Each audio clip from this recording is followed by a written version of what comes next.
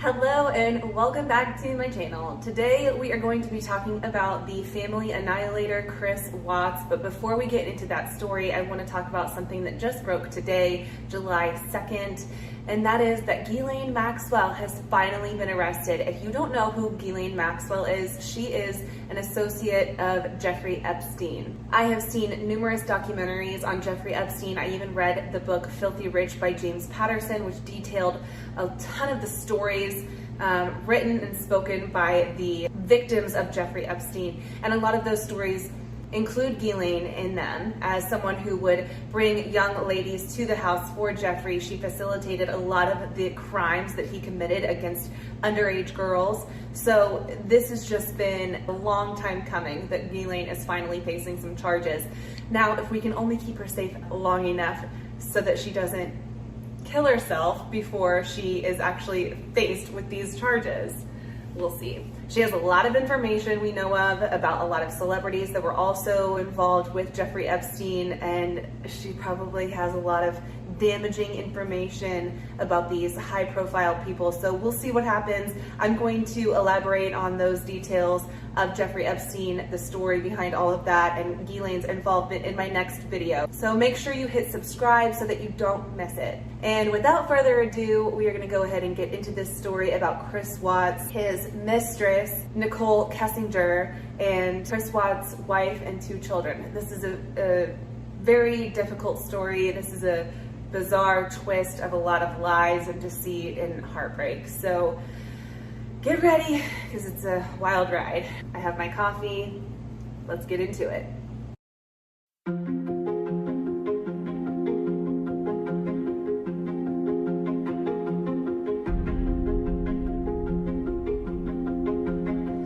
Shanann, Bella, Celeste, if you're out there, just come back. Like, if somebody has her, just please bring her back. I need to see everybody. I need to see everybody again. This house is not complete without anybody here. Please bring her back. So we start out with Chris and Shanann Watts. They had been married for about 8 years, and this story dates back to August of 2018. So it's kind of recent. Why are there flies in here? Oh my God! Oh, I got it! Oh, wow, I got it. I'm a ninja. Okay, so anyway, Shanann was known for being very outgoing, charismatic. She had a very wide presence on social media. She documented much of her life through live videos and pictures and videos on her Facebook. Got a friend request from Chris. I was in a really bad place, and I got a friend request from Chris on Facebook, and I was like, oh, what the heck, I'm never gonna meet him.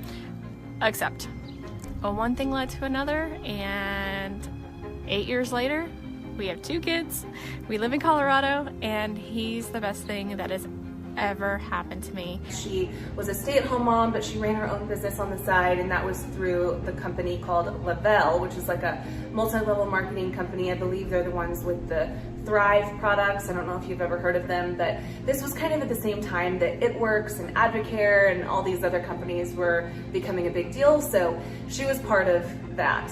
Her husband, Chris, worked out in oil fields. He was just kind of a general laborer in oil fields, and then they had 2 daughters, Bella and Celeste. At the time of Shanann's disappearance, she was 15 weeks pregnant with their first son, Nico. So this story is very complex and broad. However, it is kind of condensed into literally a 2-month period, and that is mid-June to mid-August. So we're gonna start in mid-June. Chris meets a woman named Nicole Kessinger at their company called Anadarko Petroleum. It's my understanding that they work on a contractual basis. So I don't know how long her contract was when she started working there or when they really met, because as you'll see later on, the details are a little fishy because people keep lying. But anyway, that is how they met. They met at work. So they meet, and at this time, things started getting a little rocky in Chris and Shanann's marriage. Now, the sad thing about this is that we'll see in a lot of the text messages between Shanann and her friends, you know, up until this point, their marriage seemed to be just fine. and they were happy. They were expecting their third child that they had discussed and planned for. They were excited about it. And then enter Nicole Kessinger in the middle of June. Shanann is already pregnant and Chris starts acting kind of off. And he doesn't admit what's going on to Shanann, but Shanann, we see from text messages that she sends her friends, can tell that there is definitely something off with Chris. He's just not acting the same. He's not affectionate towards her. He's being very distant and cold. And we see that in these text messages. So on June 11th, Shanann surprises Chris in an intimate but recorded moment when she tells him that she is pregnant. There's been a lot of controversy on this video. A lot of people insist that Chris doesn't seem excited or enthusiastic about this pregnancy. However, if you read about Chris or if you look at past interviews, he's been known to be a little bit of an introvert, so it doesn't surprise me at all that if he knows he's on camera, he's a little more guarded or reserved. I don't think that he acted any type of way receiving this news. That's just my opinion. I thought he did seem excited, and I'll show you the clip so you can decide for yourself.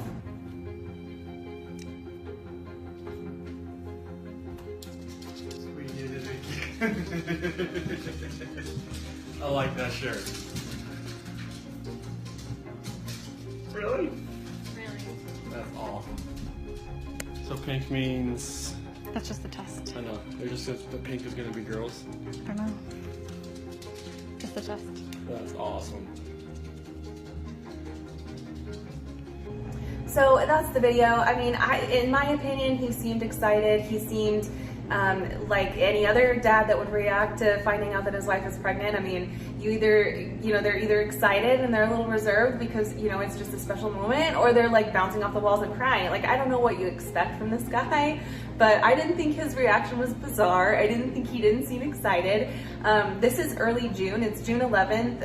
As far as we know, it's before Nicole Kessinger came into the picture. So I don't know. June 14th, Shanann sends Chris this video of Bella singing this adorable song for her dad. I'll let you take a look. Is a hero. He helps me grow up strong. He helped me snuggle too.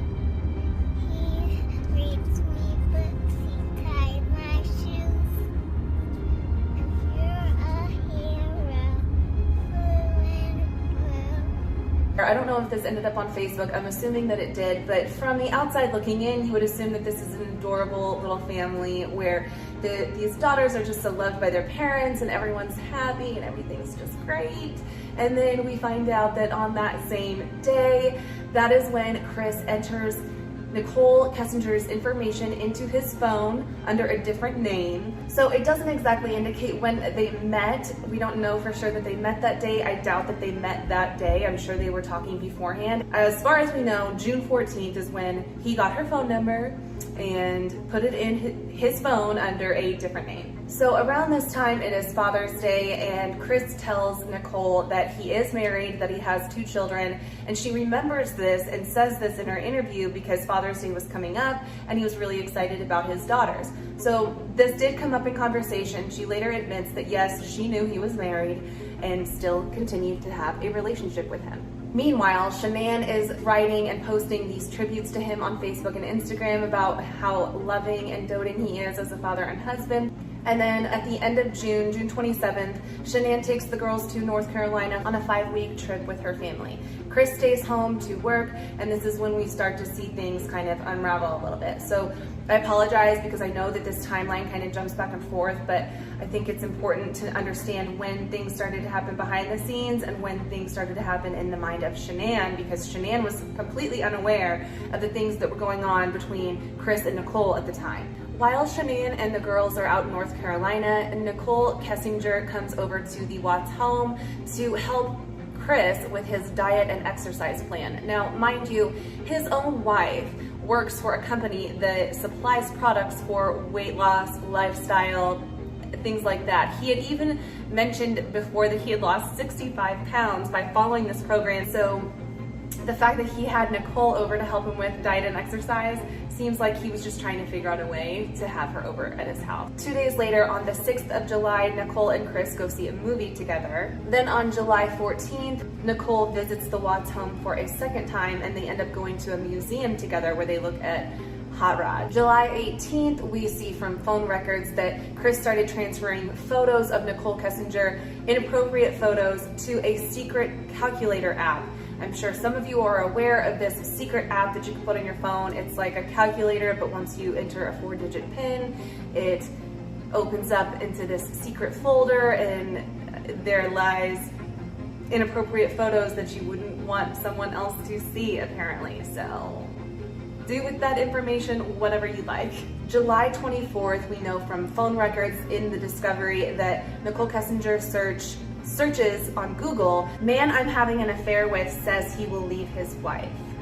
And then the following day, Chris searches "when to say I love you" and "when to say I love you for the first time in a new relationship."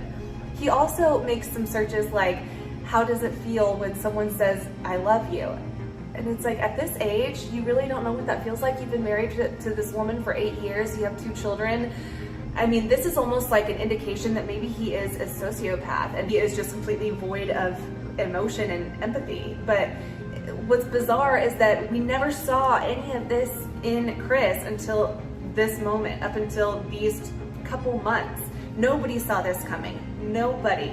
July 28th, Nicole and Chris spend a night away at the sand dunes, and that's where we see a lot of these pictures of them together at these sand dunes, and they spend the night together. Then a couple days later, on July 31st, Chris goes to the airport to fly to North Carolina to meet up with his family. He deletes Nicole from his phone and tries to erase any kind of evidence that he is in fact seeing another woman at this point. When he gets to North Carolina, Shanann texts her friends and tells them that when he gets there, he's unaffectionate towards her. He doesn't kiss her, he doesn't pat her on the butt, he's not like lovey-dovey. The first thing he is worried about when he gets there is looking at labels of macros and things of food, and he's edgy towards the kids, and the girls don't want anything to do with them because he's being so edgy, and they're used to their playful, fun dad, and this is just a dad they're unfamiliar with.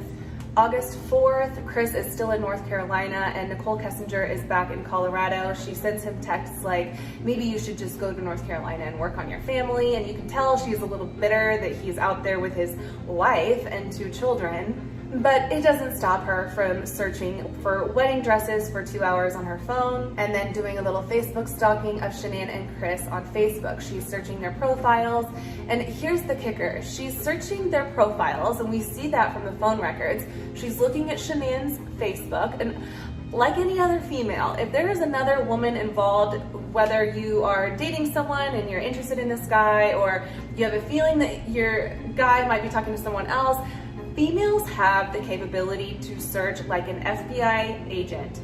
I guarantee she saw probably every post of Shanann's dating back years, because Shanann is married to the guy that she wants. So when she later says that she has no idea that Shanann was pregnant or that they were happily married and not actually separated, I think that's a lie, because we have proof that she was looking at their profiles, and Shanann was very vocal on social media, was talking all about her pregnancy and like the updates on her pregnancy and ultrasounds and things like that. So she says she didn't know she was pregnant. I think that's a lie. On that same day, Shanann texts her friend and mentions that Chris changed the wallpaper on his phone from a photo of the 2 of them to a photo of the sand dunes. And this isn't a picture of Chris and Nicole at the sand dunes, it's just the sand dunes. But how shitty is that she sees him change this picture, and he knows that she's not going to put it all together, that he was just at the sand dunes with Nicole, but it's like this one way of him to flaunt his relationship in front of his wife. It's just sick. On August 6th, Shanann texts her friend Addie to tell her that things with Chris are just not okay. She says, Addie says, "Did you look through the phone? Did you ask him if there was someone else?" Shanann said, "He said last night, opposites attract, but this isn't working anymore." "I did," he denied. "No, I didn't look. He's deleting messages from his dad. I'm sure he's not that stupid." Addie said, "Why is he deleting messages from his dad? This makes no sense, any of this. It's not Chris. He loves and adores you." Shanann says, Chris told me last night he's scared to death about this third baby and he's happy with just Bella and Celeste and doesn't want another baby, with sad faces. Addie says, he's just scared. Everything will be fine once the baby comes. Shanann says, Addie, he has changed. I don't know who he is. He hasn't touched me all week, kissed me, talked to me, except for when I'm trying to figure out what is wrong. So we find out later in the investigation that apparently Nicole and Chris talked about getting married eventually and possibly having kids, and there was talk that Nicole really wanted to bear Chris's first son. And so there was one theory out there that maybe one of the reasons Chris killed his pregnant wife was because he didn't want her to have his first son. He wanted Nicole to have his first son.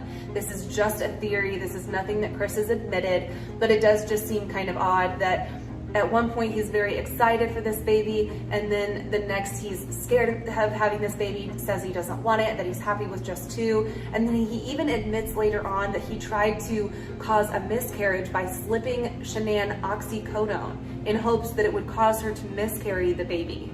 However, later that night, after Shanann texts her friend Addie, Chris sends Shanann a text message assuring her that everything is going to be fine and he's going to work it out. So obviously there is this battle going on in Chris's head. He's obviously wrestling between his head and his heart. Obviously he ends up making some horrible decisions, but I think this just proves that he was really wrestling with what to do regarding his future and the women he's with. And I think he even admits this later in interviews later, that he should have just been happy with Shanann. He should have gone to counseling, should have done this, could have done this, should have done this, but none of it matters because what he did was horrific, and we'll get to that. So the family returns from North Carolina on August 7th, and August 8th, Shanann tells Sarah Nudd things aren't going well with Chris. They are supposed to have a gender reveal party, but because of the tensions going on between them, Shanann decides it's best to just cancel the gender reveal party. They find out they are in fact having a boy. The next day, August 9th, Chris deletes his Facebook account. He later admits that this is because Nicole told him that she started telling some of her friends about Chris. So Chris deleted his Facebook account because he was afraid that they would see that he is expecting another baby with his wife and that would get back to Nicole. Little did he know, she surely already knew because she was already looking them up, but she just hadn't admitted that to anybody. But then later that day, Shanann is shocked when Chris agrees to have a little weekend getaway with just Shanann and Chris. They had plans to go to Aspen. Shanann set up a babysitter so that they could get away, just the two of them. And Shanann finally gets a little glimmer of hope again. And she's even texting her friends saying that he seems a little bit like the old Chris, and her friends are ecstatic because they've been supportive all along. They've been trying to convince her that maybe he's just going through some feelings because a third baby is just a big responsibility, and they're trying to make excuses for him. They don't just jump to the conclusion that he's cheating on her. They actually try to console her and give her hope that everything's going to be okay. They know Chris, and they know that he wouldn't do anything to hurt her, that he loves her and those children. So her friends are very excited to hear that Chris has agreed to have a little weekend getaway with just the two of them, and that maybe they can work some things out. August 10th, Shanann leaves for a short trip to Arizona for work, leaving Chris at home alone with the girls. We also see through phone records that Shanann sent Chris some hotel information in Aspen, some ideas for excursions. Chris is looking at hiking in Aspen, and so they're planning this trip, which is important because what happens in the following days just seems so out of left field, because as of right now, they're planning this trip together, they're having this alone time and this weekend just for the two of them, and he's actively trying to plan this. So the same night that Chris is actively searching for things for him and Shanann to do in Aspen, he takes Nicole out on a date to a restaurant called Lazy Dog. They go out to eat, their date is over around 10 p.m., and that same night, Nicole is searching on her phone Chris Watts, Shanann Watts, Ronnie Watts, which is Chris's dad, and 2825 Saratoga Trail, which is Chris and Shanann's address. Shortly after that, while Shanann is over in Arizona, she gets a notification on her phone that there has been a charge at Lazy Dog, and she thinks it's suspicious because it's for a high amount. So she calls Chris. They have a 3-minute conversation according to the phone records, and we know that Chris told her over the phone that he took his friends out to eat and that he paid for one of his friends. We hear from Addie later that Shanann was suspicious that he was out with another woman and that is why she called him. She also searched the Lazy Dog menu to take a look at the pricing and the menu options at Lazy Dog. But Chris assures her that it was just for her friend, and then she tells him after they got off the phone, she sends him a text and says, "Oh, remember to keep the receipt so we can use it as a write-off." At some point that night, Chris and Nicole have a conversation on the phone. Nicole recalls them talking about an apartment that Chris could move into. Nicole reports that Chris is a little less enthusiastic about this now. So that just gives us the idea that maybe Chris is having second thoughts, or he's reconsidering his future with Nicole and or Shanann. We don't know, but it's just information for you to decide. Okay, so the next day is August 12th. Shanann is still in Arizona. Chris is at home in Colorado taking care of the girls. He has an active day with the girls that day. Later on that night, Chris calls Nicole and they talk for 111 minutes. She reports hearing a TV in the background. Chris tells Nicole he will be going straight into the field the next day. At 9:44, Shanann's flight is delayed, and at 11:08, Shanann's flight finally leaves Arizona. Shanann tells Karen Epps she will see her tomorrow morning at the kids' school because the following day, August 13th, is going to be the girls' first day of school. At 1:25 that morning, Shanann texts Cassie that they landed in Denver. 1:48 a.m., Shanann arrives home, and we see that as evidenced by the home security system. And then at 5:18 a.m., Chris starts his work truck, backs into their driveway, and then at 5:45, Chris leaves for work. So according to Chris's work truck, it is equipped with GPS and it tracks him going out to survey 319 out in the oil fields where he works. At 7:40, Chris sends a text message to Shanann's phone and then calls her phone, and of course, Shanann doesn't answer. And around this time, Shanann's friend Nicole Atkinson is calling Shanann, texting her. She knew that Shanann had a doctor's appointment that day regarding her pregnancy, so she finds it very odd that someone who is essentially glued to her phone most of the day is now suddenly not answering and not responding to any text messages. So Nicole goes to Shanann's house and is going to make a check on her, but realizes Shanann's car is still there, her shoes are still there, she sees them in the window. She starts to get really worried. So Nicole Atkinson starts calling Chris and is very worried about Shanann. She's asking where she's at. Chris says, "All I know is that Shanann said she was taking the girls to a play date to a friend's house, and he didn't know what friend, he didn't know where, when they would be back, nothing." He had no information for Nicole. Nicole found that incredibly odd, considering that she was one of her best friends and that was not on the agenda at all for the day, and she had just dropped her off the night before. So you would think Shanann would mention that to her friend. So Nicole is waiting on Chris to arrive at the house when she finally just calls the police and asks them to do a well check because they knew that she hadn't been feeling well the night before. She had been emotionally drained from everything that was going on with her and Chris. And the fact that she wasn't answering her phone and she's in there 15 weeks pregnant was cause for alarm. So she calls the police and requests that they do a well check.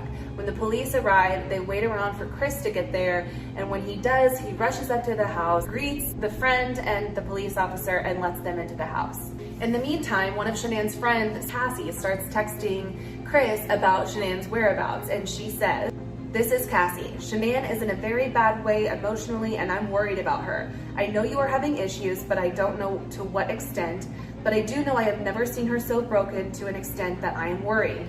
Chris says, "She went to a friend's house with the kids. She won't tell me where though. When I get home, I will update you." Cassie says, "Sweetie, nobody knows about you and her other than Nikki and I, so where would she go if not with Nikki and not to Arizona where I'm at? Her car and shoes and everything else is at the house. What the heck is going on with you guys that she would totally shut out everything? It's not like her." Chris says, "I told Nikki about it so she wouldn't freak out anymore at the house. I think Christina knows as well. We talked last night and I told her I wanted to sell the house, get something smaller. Separation would be best right now if we can work through the issues. I really don't want you to think I'm a bad person, Cassie." Cassie says, "Right now, I don't care about you or your relationship or what type of person you are or not, or what I think of you, and I'm not trying to be rude when I say that. Right now, I'm worried about your damn wife and her well-being. Nikki is calling the police, period. She is broken emotionally, her blood sugar dropped due to not eating, and it could cause her to pass out. So unless you want the police to bust your damn door down, you get home and check on your family. I'm sorry if I am being rude or whatever, but I'm seriously concerned."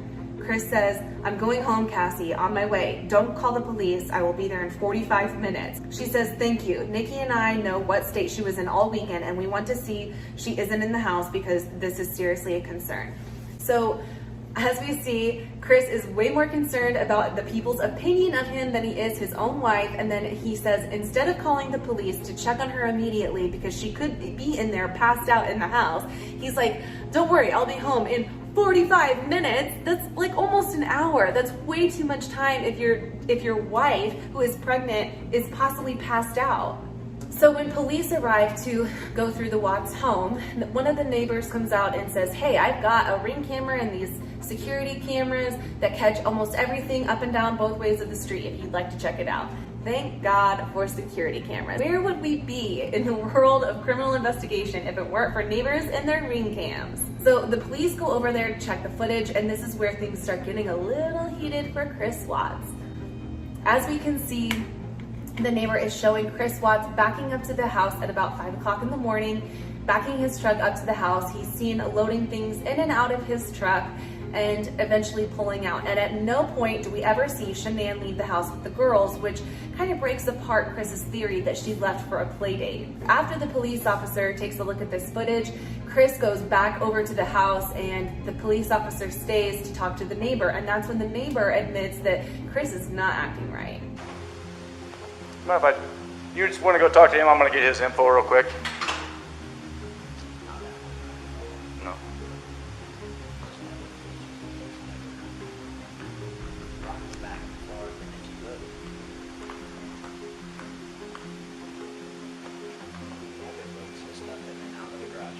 Right. To be completely honest with you, my wife and I were kind of wondering when she was on vacation if something happened, because I've heard them full out screaming at each other at the top of their lungs.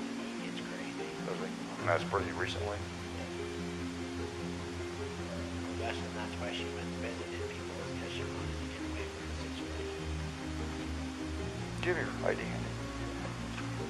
So after this encounter, they go back over to the Watts house. Nicole Atkinson is there, realizes that Shanann's purse is there, her medication is there, Celeste's medication that she needs daily is still there. You can see that Nicole Atkinson is so very concerned, and you can tell the difference in her body language versus Chris's body language. She is so concerned for her friend and her well-being, and Chris, you can tell, is just so worried about himself.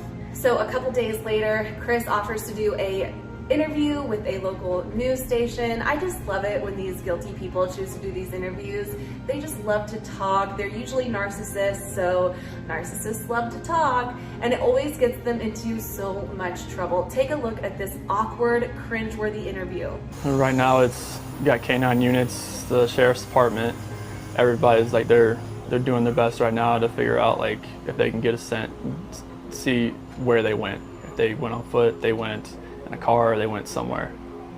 And right now it's just like they've been on point. They're going through the house trying to get a scent, and hopefully they can pick something up to where it's going to lead to something. She came home from the airport 2 a.m. and I left around 5:15. She was still here, and like about 12:10 in that afternoon, her friend Nicole showed up at the door. Like I had texted Shanann a few times that day, called her, say, but she never got back to me, but she wasn't getting back to any of her people as well. And that's what really concerned a lot of people, is like, she's not getting back to her, like if she doesn't get back to me, that's fine, like she gets busy during the day, but she didn't get back to her people, which was very concerning. And Nicole called me when she was at the door, and that's when I came home. And then walked in the house and nothing was vanished, nothing was here. I mean, she wasn't here, the kids weren't here, nobody was here. I called her 3 times, texted her about 3 times just to say, what's going on? Like because after I called her and texted her once, it's like, right, maybe she was just busy. Like she just got back, like everybody's probably calling her from her trip. She just got back from Arizona, and I figured she was just busy. But when her friend showed up, that's what it was like. It registered like, all right, this isn't right. I mean, right now I don't even want to just like throw anything out there. Like I hope that she's somewhere safe right now and with the kids. But I mean, could she just taken off? I don't know. But if somebody has her and they're not safe, like I want them back now. Like that's what's in my head. Like if they're safe right now, they're gonna come back. But if they're not safe right now, that's the not knowing part. Like, if they're not safe, last night I had every light in the house on. I was hoping that I would just ran over by the kids running in the door and just like barrel rushing me, but it didn't happen. And it was just a traumatic night trying to be here. My kids are my life. I mean, those smiles light up my life.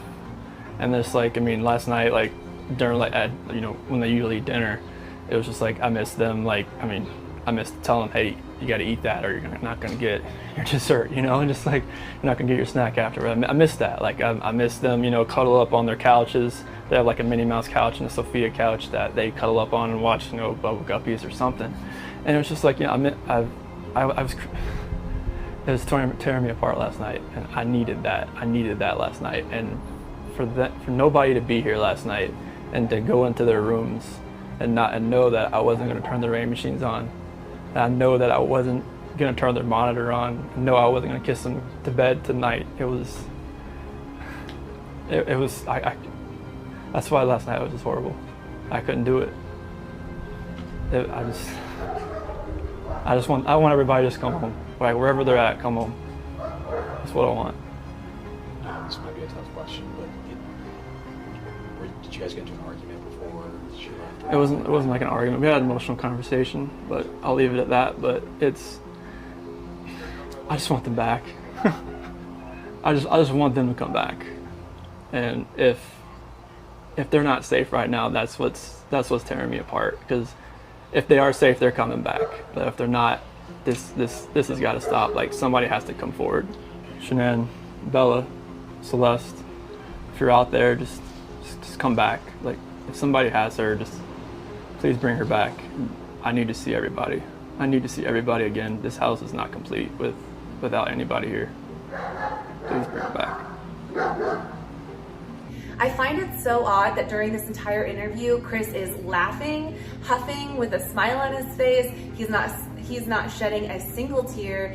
He doesn't act like a dad whose kids are missing. I have 2 children. If my kids were missing, I watch these interviews of these guilty parties with missing children who know where their children are and what has happened to them and the fact that they aren't alive. And it blows me away. I just can't relate. I can't relate.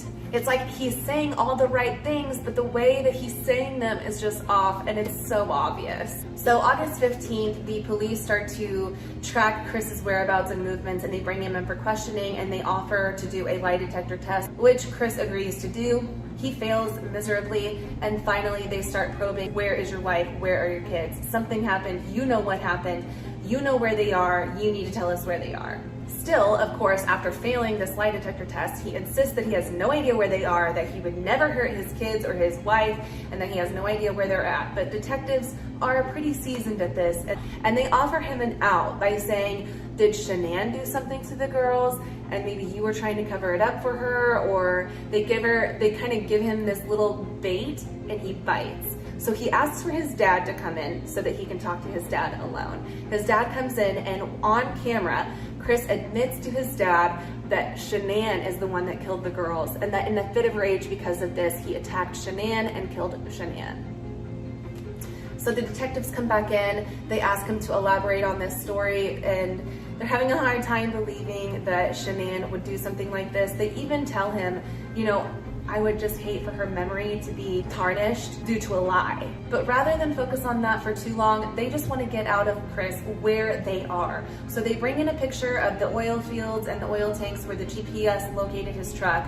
And he writes on this photo the initials of where each girl is located. Shanann was buried in a shallow grave in the field next to the oil tanks, and then Bella and Celeste were placed in these oil tanks filled with crude oil. So of course that evening Chris is arrested, and on the following day, because this happened late at night and they needed daylight in order to recover the girls' bodies, they went out the following day to recover Bella and Celeste from the oil tanks and Shanann from the field. August 18th, Chris is charged with 9 counts. At this point, he's still denying his involvement. The public defenders asked to swab the girls' necks for DNA to prove that Shanann killed them, but the judge denied that request. So at that point, Chris offers to plead guilty as long as the death penalty is off the table. They accept that plea deal. So Chris then finally admits that he did in fact kill Shanann and his 2 girls. 2 weeks later, Chris is finally sentenced and the family has a chance to speak to him face to face. They offer Chris any words to his family and he declines like the coward that he is. And then 4 months later, while he is imprisoned in Wisconsin, the agents who initially interrogated him in the beginning fly out to meet with him again, and he lays it all out on the table. At this point, he has nothing to lose. He is sentenced to life without the chance of parole. So he is going to die in prison, and at this point he offers every detail, every answer to every question they have, and the details are quite disturbing. This video is probably long enough, so I'm going to spare you of those details. If you want to look them up, you can find them just about anywhere. The interviews are on YouTube, the transcripts are on Google. So I will leave it at that. One of the things I found incredibly odd about this case is that they didn't probe more into Nicole Kessinger's involvement. Now, we see that she made Google searches about Shanann and Chris and these mysterious searches about, the man leaving the wife for a mistress, and then days after Shanann goes missing and the bodies are found, she is Googling Amber Fry, who, if you don't already know, was the mistress in the Scott and Lacey Peterson case. This is way back, and it was a huge deal where Scott was having this affair with Amber Fry. Amber Fry, however, had no idea that Scott was married with a pregnant wife. And Scott was later convicted of killing his wife and newborn child and dumping her in a bay out in California. So she relates to Amber Fry. However, Amber Fry had no idea that Scott was married, and she was very well aware that Chris was married with a baby on the way. So she's Googling Amber Fry. Did everybody hate Amber Fry? How much did Amber Fry make from her book deal? Amber Fry's net worth. She sees this tragedy as an opportunity for her. And so with all the Google searches in the past, the private photos, the sexting and the letters and all of those things, it doesn't prove that she's guilty of being an accomplice. It just proves that she's a piece of shit with a poor moral character. This whole case is just so icky. It's so cringy. And now Nicole is like considered a state's witness or something. She's under the witness protection program apparently, so nobody knows where she's at or what she's doing. Hopefully she's learned from this. I'm just here to give you the information so you can develop an opinion of your own, but I do think it's kind of odd that in all the documentaries I've seen, there isn't much talk about Nicole Kessinger, so that was one of the things I really wanted to touch on in this video, was her involvement in this whole ordeal. While she didn't have a hand in the girls losing their lives, she had a huge hand in the relationship she had with a married man, and it's disgusting. I have been a little sick all week, and I can tell that I'm starting to lose my voice, so I'm gonna go ahead and cut this off. That's pretty much all I have to say about that case. Next week, I am going to be touching on Jeffrey Epstein. That is a doozy. So I hope you will stick around for that video, especially considering his little partner in crime, Ghislaine Maxwell, was finally arrested and will hopefully face charges as long as she can stay alive. Anyway, subscribe so you don't miss it, and I'll see you then. Bye.